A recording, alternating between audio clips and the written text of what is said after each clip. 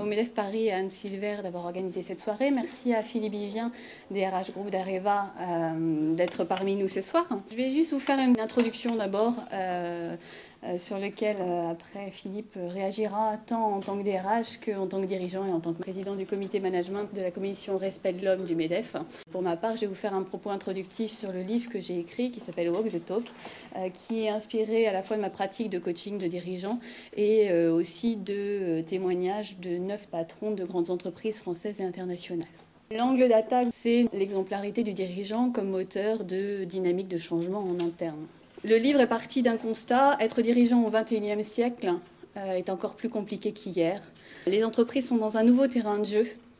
La pression du court terme est on ne peut plus prégnante. Tout ça, en fait, amène le dirigeant à gérer la complexité et l'incertitude et amène aussi le dirigeant à gérer l'accélération des temps et la pression de la performance. Ça veut dire réinventer les repères et trouver de nouveaux ressorts de croissance, appuyés sur la performance individuelle et collective, puisque c'est la performance individuelle et collective qui aujourd'hui amène l'agilité, la capacité d'innovation, la créativité, la réactivité et permet l'apprentissage permanent. D'où elle vient cette performance individuelle et collective? Notre constat, c'est qu'elle vient de l'engagement.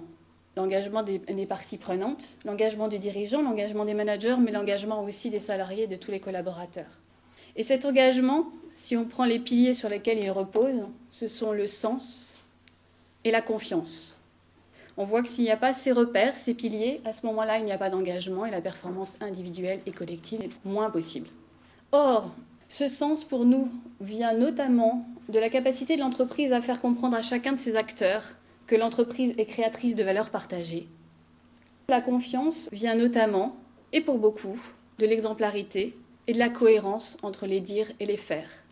Tout le message que je voulais passer et que nous passons aussi au sein du MEDEF dans le comité management, c'est qu'effectivement l'exemplarité et la cohérence entre les dires et les faire est le nouveau levier de performance et le nouveau facteur d'engagement.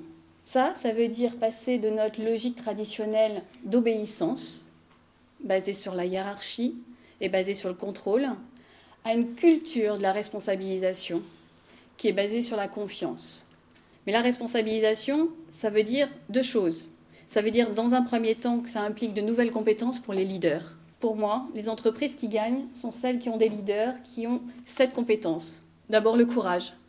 Il faut oser voir et dire les choses, adresser les changements et les évolutions des métiers et de l'entreprise. Jean-Paul Bailly dit combien il est fier, par exemple, d'avoir eu le courage à un moment de transgresser les résistances au changement, de transgresser ce que pensait la majorité et œuvrer à la transformation de grandes entreprises, que sont la RATP et la Poste aujourd'hui. Ce courage ne va pas, bien sûr, sans vision. Vision, notamment, du facteur humain comme levier de performance, de remettre les hommes et les femmes au cœur de l'entreprise et de son succès, mais pas seulement dans les discours, comme on a vu les discours se développer depuis une dizaine d'années, mais aussi dans le passage à l'acte.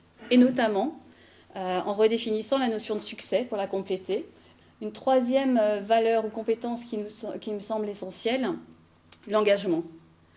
Stéphane Richard dit on est dirigeant à 100% ou alors on ne l'est pas.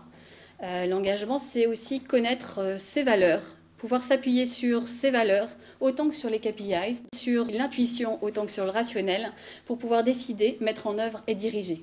C'est tout un programme, parce que c'est facile de le dire, mais après, c'est au quotidien que ça se joue, et c'est tous les jours que les collaborateurs veulent voir des preuves de l'engagement, et veulent avoir la proximité du dirigeant pour pouvoir effectivement aussi se mettre entièrement derrière lui pour réaliser les objectifs.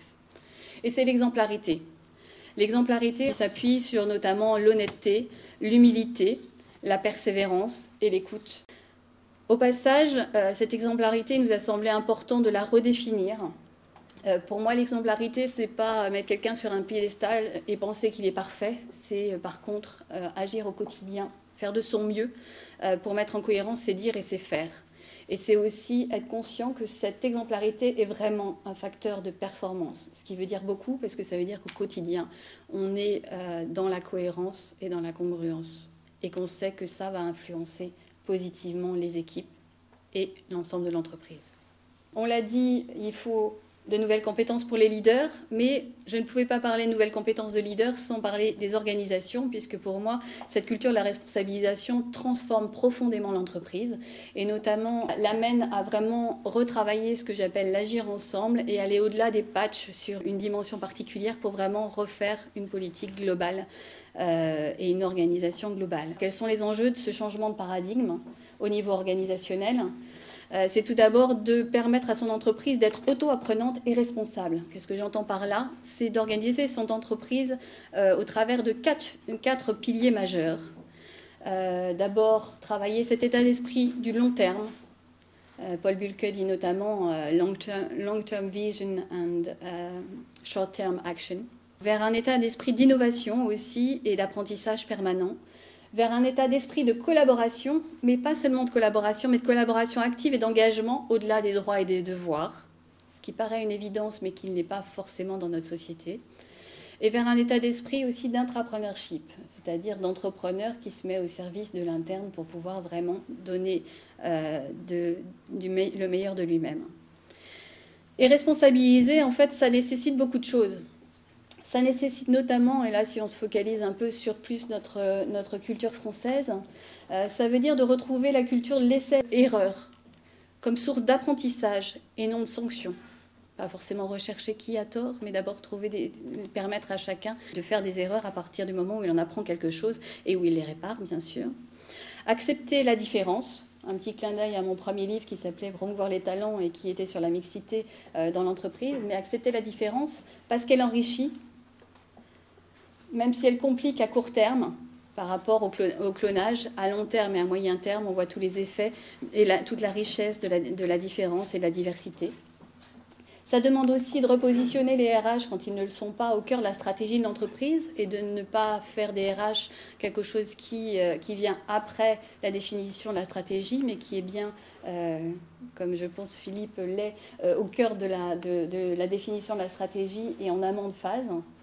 Miser sur les compétences et les réseaux tout autant que sur les organigrammes. Donc c'est de penser que la hiérarchie est tout, mais aller vraiment chercher dans l'entreprise tous les relais de changement et tous les acteurs influents, à quelque niveau qu'ils soient. C'est aussi vraiment donner envie et donner confiance, et ça c'est tout un programme, parce que ça nécessite une cohérence. C'est laisser respirer l'organisation, notamment Xavier Huillard parle d'un principe de l'herbe folle qu'il a chez lui pour laisser émerger les nouvelles idées qui ont chacune un petit budget pour émerger jusqu'à ce qu'elles fassent leurs preuves. Et permettre aussi la vraie coopération. Je pense qu'il y a tout un programme pour élaborer cette vraie coopération, puisque le participatif en France n'est vraiment pas au top parce qu'il n'a été pas forcément compris et qu'on a omis un petit peu la formalisation du cadre parce qu'on pensait qu'il enfermait ce cadre, alors que pour moi c'est tout au contraire le cadre qui autonomise et qui permet le respect et l'écoute. Voilà, j'ai essayé de résumer beaucoup de messages en peu de temps.